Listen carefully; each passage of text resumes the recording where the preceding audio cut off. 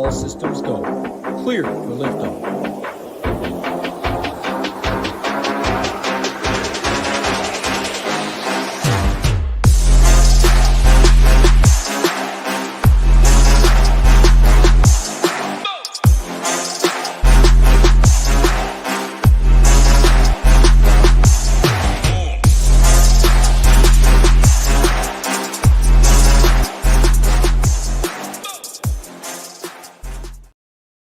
What's up, guys? Rio here. Going to be breaking down this Saturday 6-game slate. A lot of injury news. A lot of these teams being on a back-to-back. So if you don't feel like being glued to your computer for 2.5 hours tonight, I would definitely consider taking the night off. Good night to hang out with the family, watch some. Well, I guess there's no other sports on, but yeah, take the fam out to dinner, take your lady out to dinner, go spend some time with the family if you don't feel like being on your computer for 3 hours tonight. Yeah, big sports weekend over here, though. We got round 4 golf showdown going on right now. Got some people with some season-long sweats and round 4 sweats, so good luck to everybody in the golf streets. Got the conference championship games going on tomorrow. Our guys, Tambo Title and Hoop, just broke everything down earlier today, so make sure you check out that video if you guys haven't already, and hit the like and subscribe button if you could. That helps us out a ton. But yeah, really fun weekend for sports over here. So yeah, let's get right into these basketball games tonight. First game on the slate, we got the LA Clippers taking on the Boston Celtics. Looking at 132.5 over under, with Boston favored by 7.5. Injury news on this one: the Clippers are, I believe both teams are on a back-to-back, but the Clippers have Paul George listed questionable. Would not be surprised to see him sit tonight. He's been dealing with this groin injury for a little bit now, so I think this would be a good time to get him the night off. He was limited yesterday, so not sure exactly how they want to manage it, but would not be surprised to see him sit. And this will be on the first game. This being the first game of the slate, we should have that news nice and early. If he's out, I think that James Harden, Kawhi Leonard, both going to get a pretty big usage bump. Would prefer James Harden in this one. Just the Celtics a little bit more vulnerable to 3-point shooters. Russell Westbrook would come into play too, 6.4K. He's been playing really well off the bench. I think Norman Powell will be okay too, 4.8. But don't really want to invest too many players in these first couple of games, with there being really big injury news later in the slate and some better games to attack from a DFS perspective. On the Celtics side, they will be without Kristaps Porzingis, so we should see Al Horford and Luke Kornet split the center minutes. Jason Tatum is going to lead the team in usage with Porzingis off the court, 33% usage rate. Much tougher matchup for him, though, where I expect him to see a lot of Kawhi Leonard defensively. Jaylen Brown going to be second on the team in usage behind Tatum. I like the matchup a little bit better for him, where he's going to see Terrence Mann.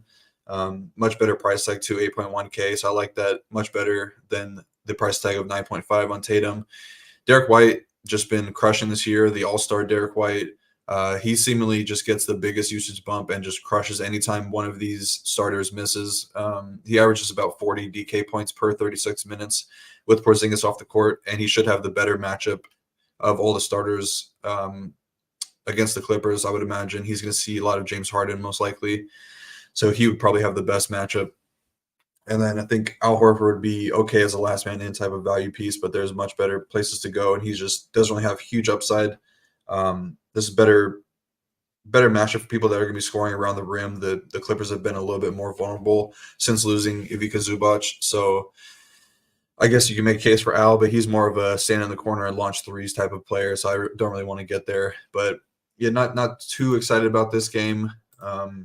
This next one a little bit better. Utah Jazz taking on the Charlotte Hornets. Pretty solid game total, 133. Got the Jazz favored by 11. Should be a solid game to attack DFS-wise. Jazz are coming in with one of the better overall matchups versus the team that ranks dead last in defensive rating. And the Hornets on a normal night will run a very tight rotation. Jazz have some holes to poke in their defense, with their 3-point defense being really bad. Their transition defense, they're still dead last there. So there are some ways for some guys in the Hornets to find some upside. The Hornets, on the flip side, they're bottom 5 in rim defense, bottom 6 3-point defense, bottom 3 in points allowed to pick and roll men, and bottom 3 in catch and shoot points allowed. So yeah, Lauri Markkanen starting with the Jazz side, Lauri Markkanen in a really good spot here. He's even adding more drives to his game. So if he wanted to score around the rim, he should have no issues with this team being a terrible rim defense. He's one of the best catch and shoot scorers in the league as well. And the Hornets are bottom 4 in DVP to opposing power forwards on the year. These last couple of games are after the Jazz coming off 3 straight losses. These are some get right games. So you can see these guys playing elevated minutes. Guys like Lauri Markkanen and Clarkson even got up there last game. John Collins as well. So I think that there is some good upside to these guys. And 8.3K, very solid for Lauri Markkanen, who's adding a lot of rebounds to his ledger as well. As far as the Colin Sexton and Jordan Clarkson stuff goes, not too excited about either one of these guys particularly. They're both going to be kind of splitting the point guard, shooting guard minutes, and the minutes are just really fluctuate on night-to-night basis.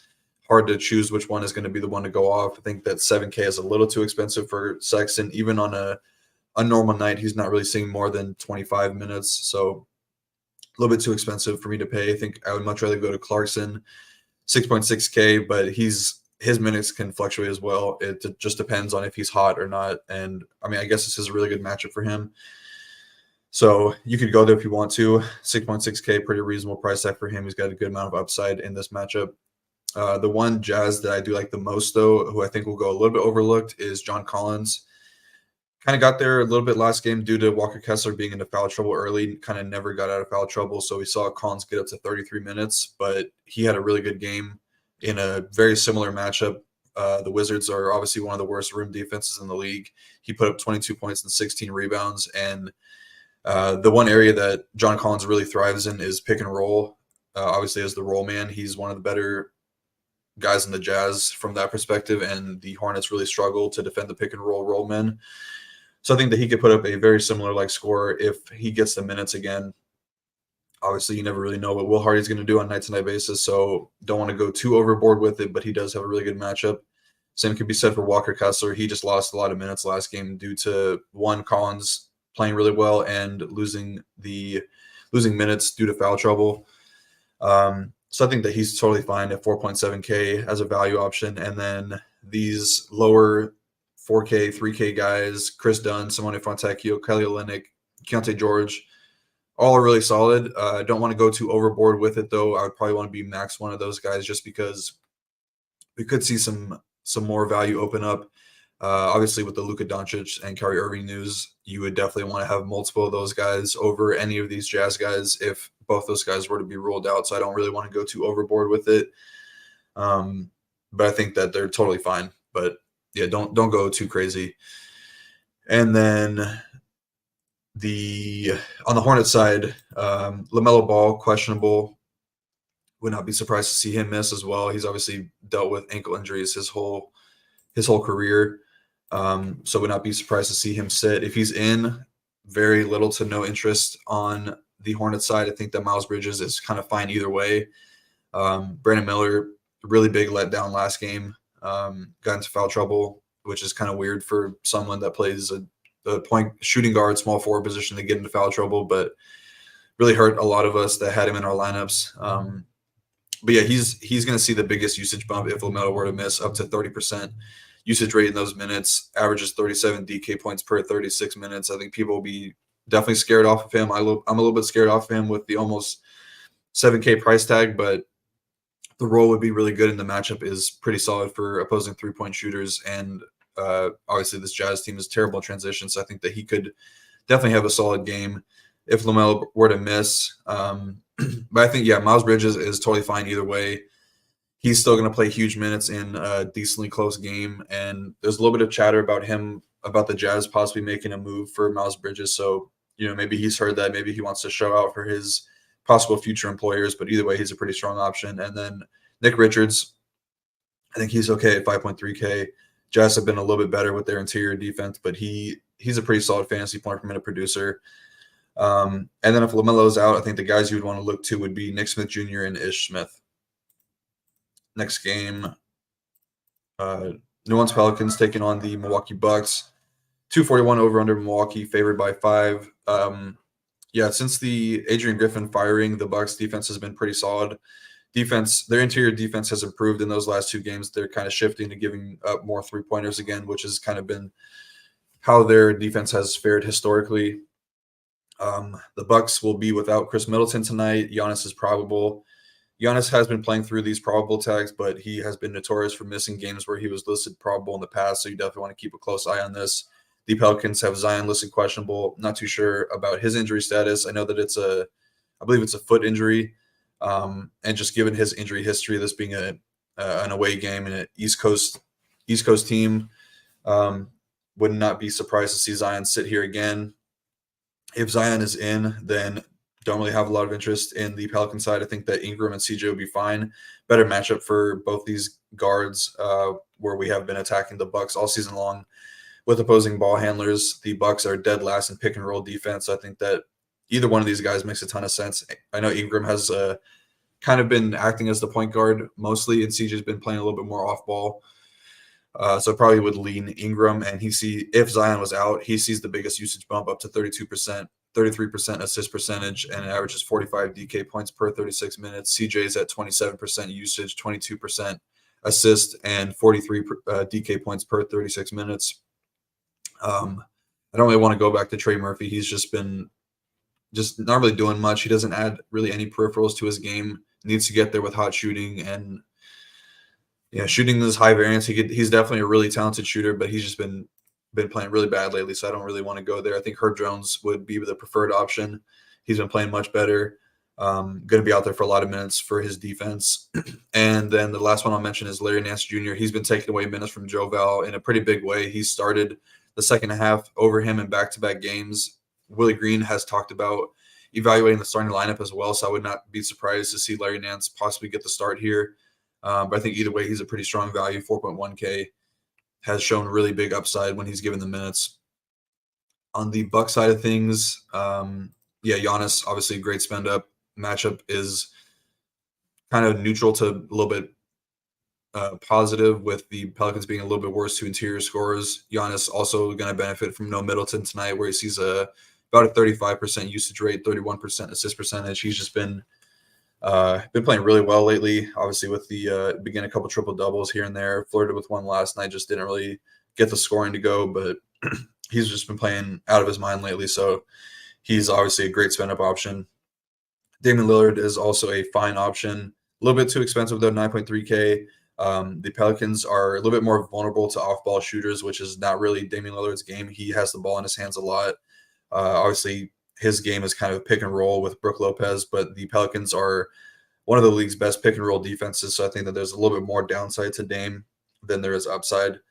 Brook Lopez could lose some minutes to Bobby Portis here if the Pelicans decide to go small with Larry Nance Jr., but I think that he's just kind of fine. He's shown upside at times. He's projecting as a slightly positive value, so I think that he's fine.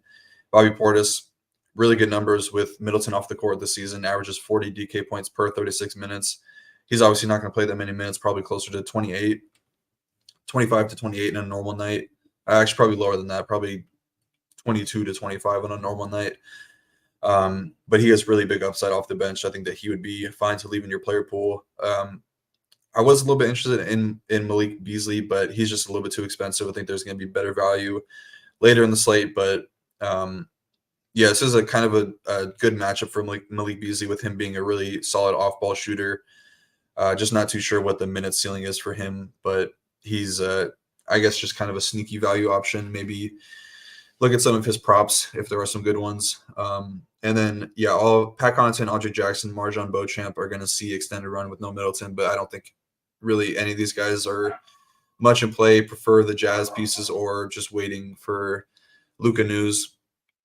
But pretty solid game here. And then next game, Minnesota versus San Antonio Spurs. Minnesota favored by 10 points. This is the game I have the least interest in. I think it's pretty easy to break down. Wolves are still one of the best overall defenses in the league. Generally do not like to attack them in DFS, so the only person that's going to make my player pool on the Spurs side is Wemby, who has been cleared to play back-to-backs, cleared to play 30 minutes, so he should be a full go tonight.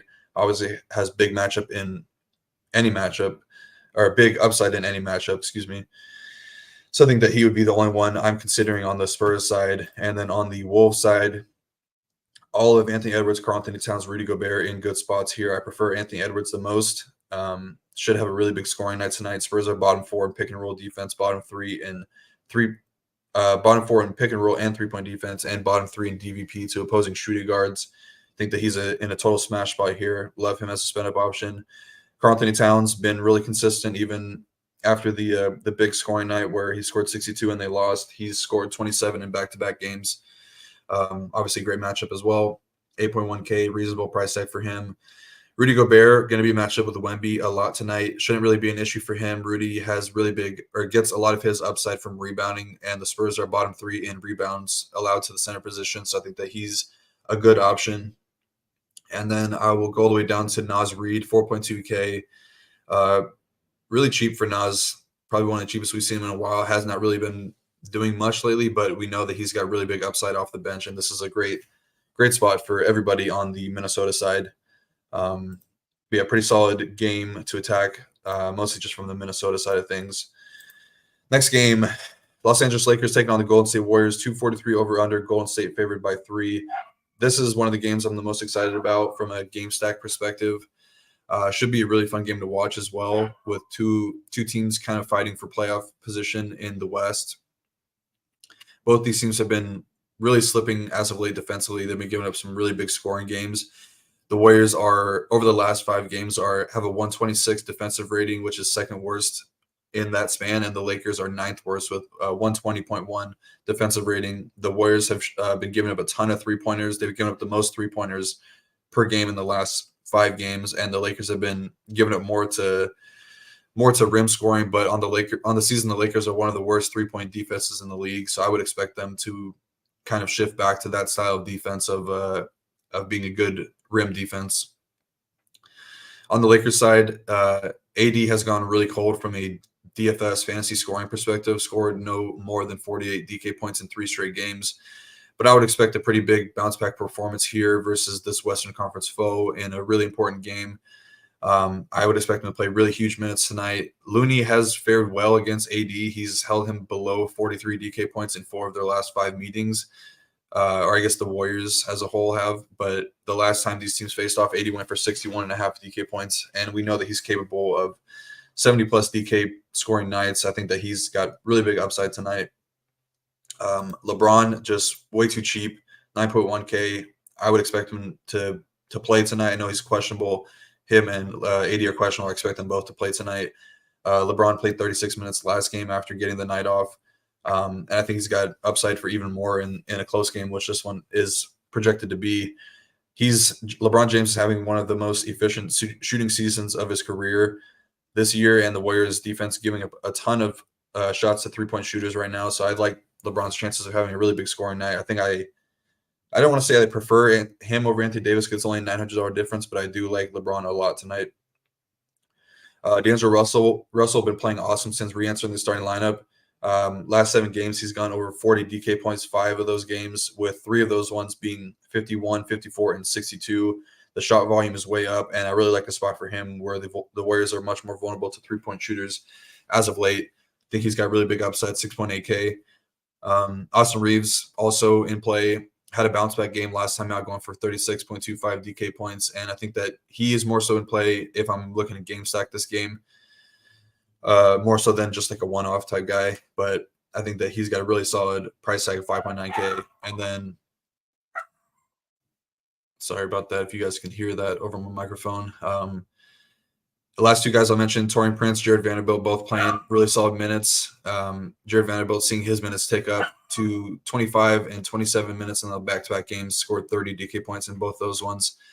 So I think that if you start your night as those guys are your value, and then you get the Luka news early, you can shift over to some of these Dallas guys. On the Warriors side, Steph Curry looks like a pretty solid low-end option, 9.1K, same price as LeBron.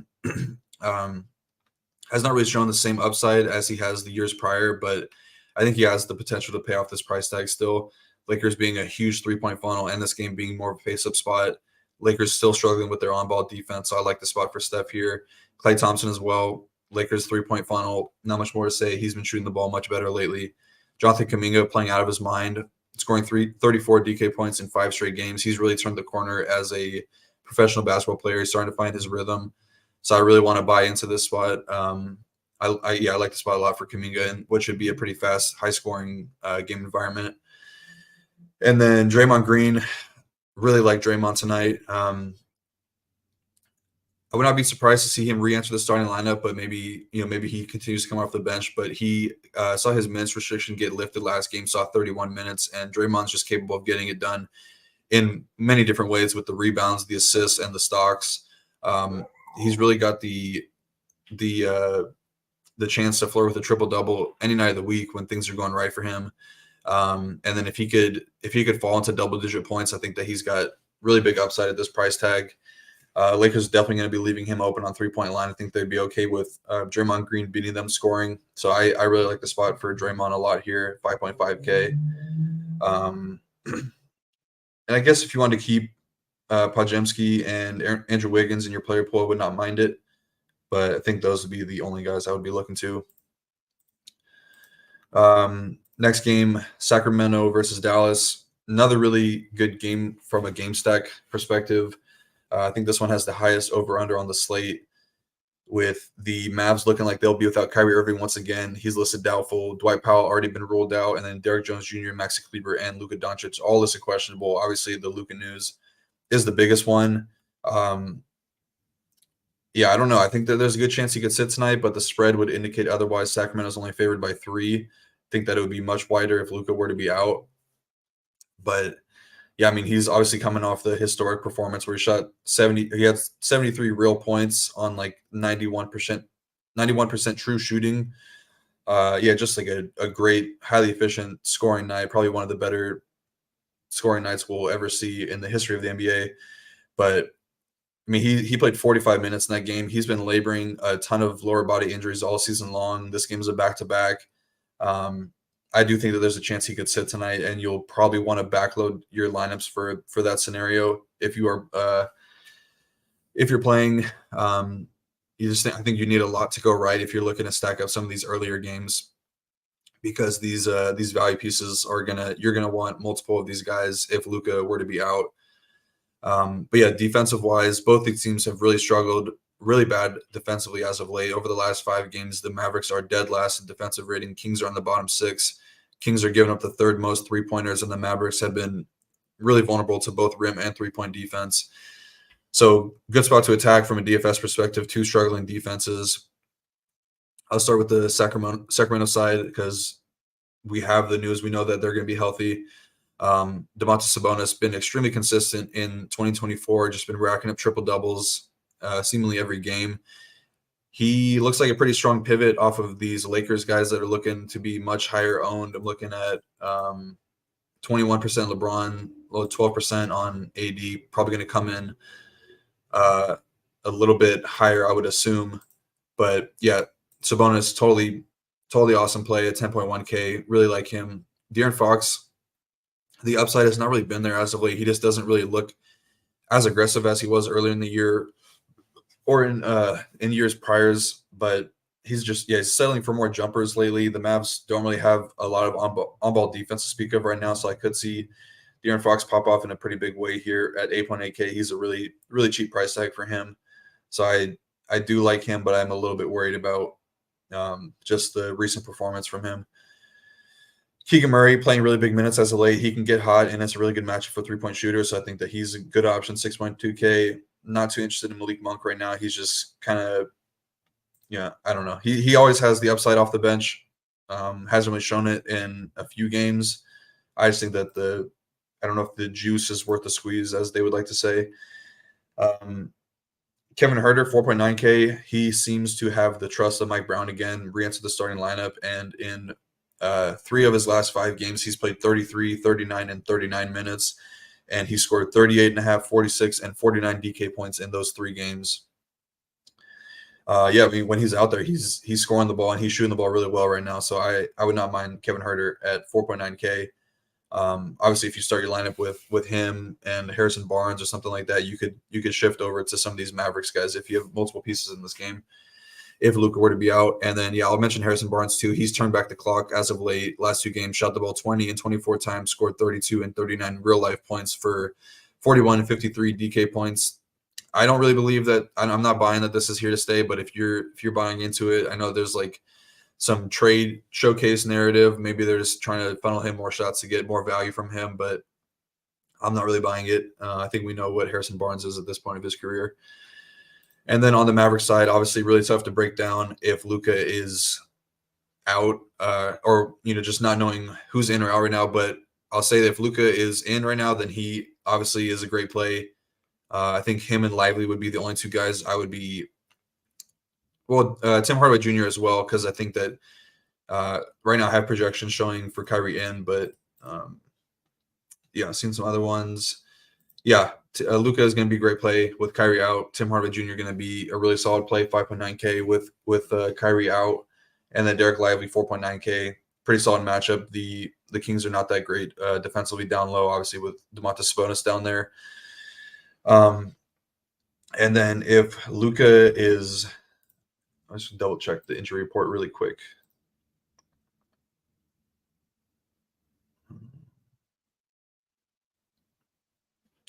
Yeah, so if he's still questionable. So if Luka were to be out, then you can go to I'll show the numbers with Kyrie and Luka off the court this season. Tim Hardaway Jr. leads the way with a huge usage rate, 41%, and averages almost 50 DK points per 36 minutes. So he would be the one guy I'm looking to get in most of my lineups. Jaden Harder right behind him, 28% usage rate, averages 34 DK points per 36 minutes. He's only 4.6K. He would be a really good value option. Pivot off of Kevin Huerter, pretty straight line pivot with point guard and shooting guard eligible. He's cheaper as well, so you can make that pivot pretty easily. Dante Exum next, 21% usage rate and averages 40.5 DK points per 36 minutes. We've seen Dante Exum really show out earlier in the season before the injury, and I don't think that people really want to go there at 5.7K. I'd be pretty interested in him. And then the two cheap values that will probably get a ton of attention, Grant Williams, Josh Green, but they have really low usage rate regardless of who's in or out. So I would not be too excited. I guess Grant Williams is much better, 3.5K. It's really cheap for him. But I think that he would be the preferred one between him and Josh Green. And then, Derek Jones Jr. and Max Kleber, pretty big injury news as well. We probably would see AJ Lawson get some more minutes. Seth Curry probably would be back in the rotation at mid price. So, I think there's a lot of ways that this one could go. I wish that we had more news right now. I try to record this as late as I can to get the injury news. But just, we don't really have much right now. And with this being the last game of the night, if you're playing tonight, you're definitely going to want to backload for the Luka news. But that is going to do it. Thank you, everyone, and I will see you guys on Tuesday. Later, guys.